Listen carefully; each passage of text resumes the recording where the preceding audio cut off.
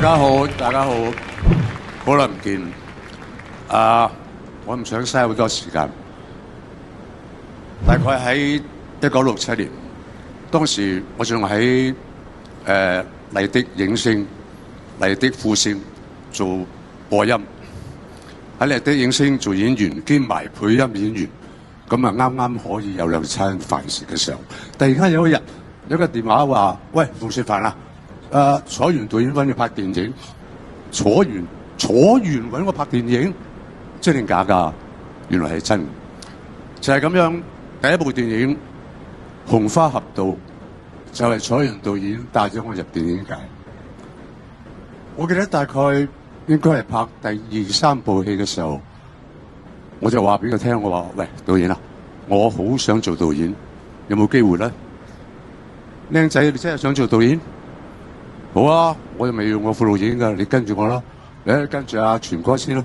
咁阿全哥咧就係當時嘅場記，咁我就開始喺阿全哥旁邊睇下我點樣做場記，咁啊喺個攝影機好似阿超哥點樣拍啊咁跟住就未得㗎，佢話你而家學做副導演，唔係副導演。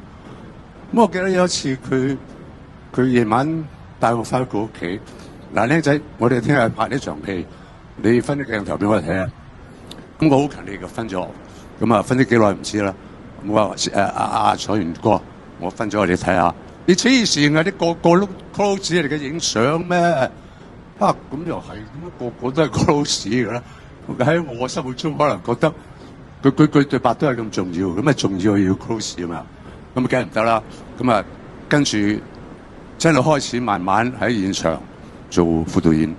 到楚原導演第一次入國泰拍第一套國語片，火鳥指丁香，我就真係一個正正式式攞薪水嘅副導演。咩啊？